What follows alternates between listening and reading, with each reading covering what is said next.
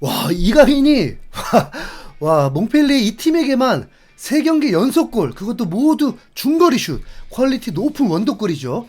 그러면서 이강인이 데뷔 후에 새로운 기록, 새로운 경험들의 연속인데요. 리그 개막 후에 2경기 연속골을 터뜨리게 되었습니다. 와, 이건 네, 아시아에서도 네, 최초의 기록입니다. 여러분, 이게 무슨 소리인지 아시겠죠? 이강인이 득점 후에 팬들이 깡일리라고 외치는 것입니다. 파리 팬들에게는 어떤 존재인지도 가늠해 볼 수 있습니다. 사실 이강인의 득점은 뭐 개인적으로 마냥 좋지만은 않았습니다. 뭐랄까요, 마음을 막 들었다 놨다 해버린 건데, 프랑스 매체들도 2라운드 직전에 이강인의 인터뷰까지도 나오면서 이강인이 2라운드에서도 선발 출전이 예상된다고 입을 모았거든요. 경쟁이 매우 치열한 팀이라는 걸 알면서도 매체들도 분위기도 이강인이 선발 출전할 거라고 하니까 뭐 기대를 할 수밖에 없었는데, 이강인이 선발이 아니었습니다. 새벽 3시 45분 경기. 우선 뭐 이것부터 좀 실망이 시작됐죠. 아직 파리 생제르맹 응원이 뭐 파비앙처럼 될 리가 없잖아요. 거기다 많은 축구 팬들이 이강인을 향한 앙금도 남아있고요. 그러다 보니까 이강인이 선발이 아닌 순간부터 시청 자체가 좀 곤란해져 버렸습니다. 네. 그럼 뭐 경기가 뭐 솔직히 정말 솔직히 이강인이 필요한 경기라는 게 좀 보여야 기대감이라는 것도 좀 살아날 텐데, 전반 3분 만에 파리의 득점이 터져버립니다. 왼쪽 윙어 바르콜라가 드리블을 하면서 자신의 주력을 믿었던 건지 드리블이 길었는데도 끝까지 쫓아가더니 발로 툭 닿은 것 같은데 뭐 빨려 들어가면서 선제골을 넣은 것입니다.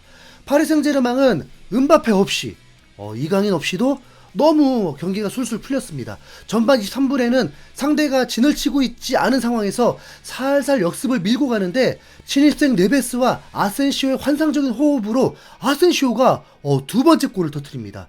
그 결정력 낮은 아센시오마저 골을 넣어요.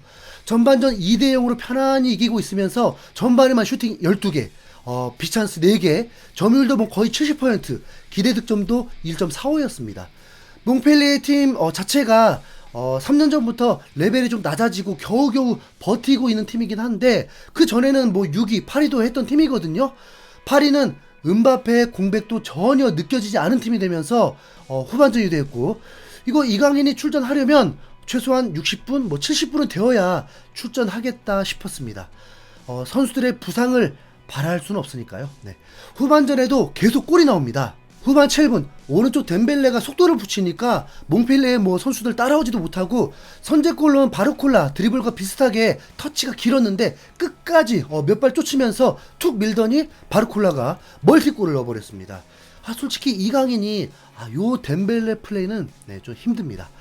이 정도면 와, 은바페 대체자는 바르콜라인데 충분히 뭐 그럴 수 있죠. 마음가짐이 달라질 수 있으니까요. 자신의 진짜 기량을 보일 수 있다는 동기부여가 되었을 것입니다. 바르콜라 멀티골, 네, 폭발. 바로 5분 뒤에는 강팀들에서 볼 수 있는 퀄리티 있는 골. 왼쪽에서 로운 크로스가 올려졌는데 하키미가 다이렉트로 슈팅을 하면서 팀의 4번째 골이 터졌습니다. 파리의 골들은 충분히 다 매력적일 수 있는데 솔직히 전혀 기쁘지 않았다는 것입니다. 이강인이 정말 조커로만 남아야 하는 건가? 좀 그런 마음이었으니까요.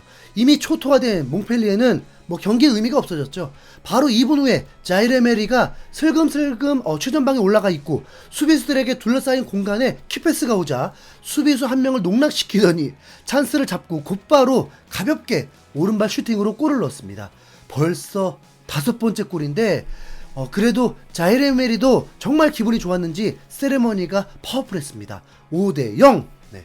이후의 경기는 뭐 사실상 그냥 뭐 자체 훈련 경기라고 봐야죠.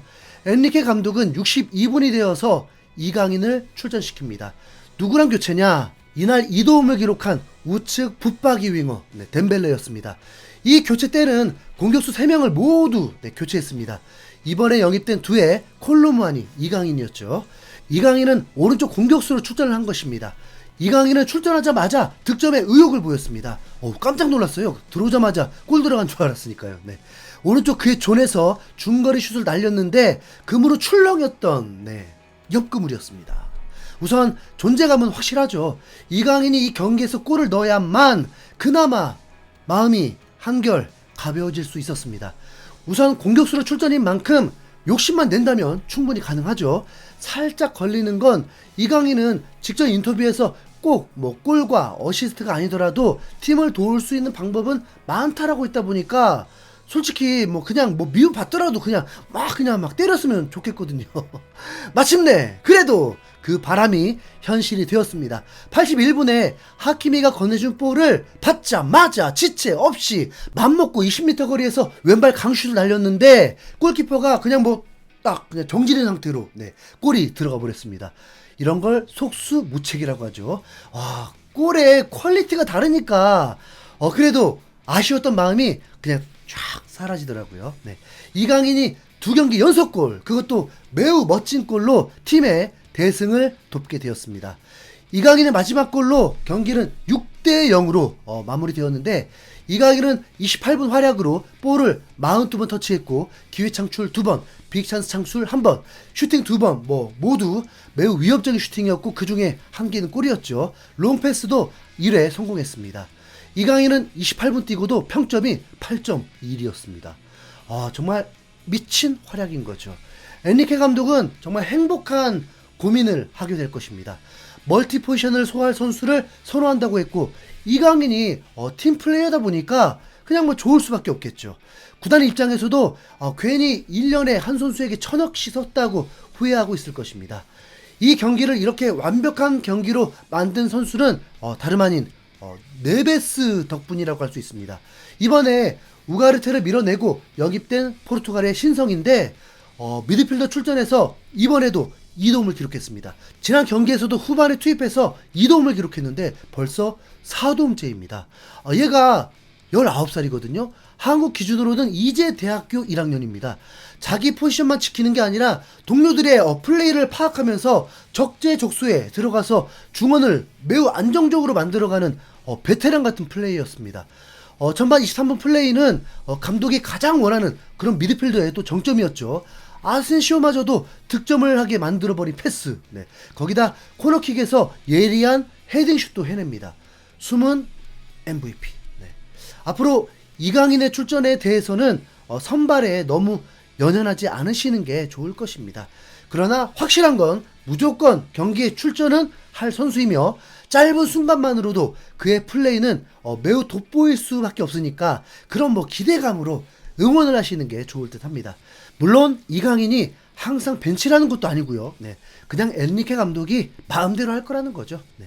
이강인이 득점한 후에 한 팬은 이강인이 음바페보다 낫다는 부등호까지 표시하기도 했고, 미친 시즌이 될 거야 라는 믿음, 그리고 말문이 막힌다라면서 이강인의 골에 놀라움을 표현했고, 드디어 팀이 완벽해졌다고 평가하기도 했습니다. 프랑스 매체 막시풋은 이강인의 몽펠리에전 득점 상황에 대해서 이강인은 무자비한 타격을 했다. 이강인은 니어포스트에 절묘한 슈팅을 때렸고 몽펠리에 기회도 주지 않았다라고 언급했습니다. 프랑스 매체 퀘스트 프랑스는 이강인이 멋진 슈팅으로 쇼를 마무리했다라고 전했습니다. 이 경기에 백미는 또 한 가지 있었는데, 이강인이 투입된 이후에 프리킥 상황이 있었는데 왼발킥이 더 각도가 좋았던 상황이었고, 보통 그 각도는 이강인이 킥을 하게 되는데 하키미가 욕심을 냈습니다. 하키미는 세계 최고 풀백 중 한 명이기도 하고 이번 올림픽에서도 멋진 중거리 슛도 넣고 이 경기에서도 골도 넣은 대단한 선수입니다. 그럴 자격은 충분히 있는데 어쨌든 프리킥 득점은 실패했습니다.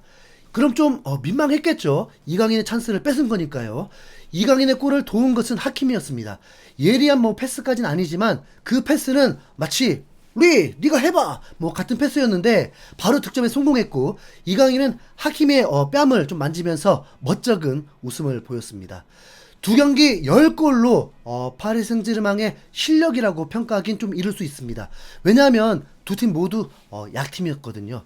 아마 3라운드 릴과의 원정 경기에서 파리의 레벨을 가늠할 수 있을 것입니다. 그런데 파리 생제르맹은 정말 네베스 영입되니까 막힌 게 모두 뚫린 듯 좋은 팀 같았습니다. 음바페도 본인이 슈팅한 거 100% 골도 아니었거든요. 거기다 그만큼 기회를 많이 받았고, 공격수들이 서로 나눠서 활약하면 득점력은 큰 문제가 될 것 같지 않습니다. 이강인도 덴벨레와 스타일이 다를 뿐이고, 이강인이 덴벨레보다 잘하는 것도 확실히 있으니까요. 네. 이강인의 2경기 연속골을 축하하며 몽펠리에 3경기 연속 중거리골. 네. 와, 진짜 미쳤다. 네. 이상 흰수염 구였습니다.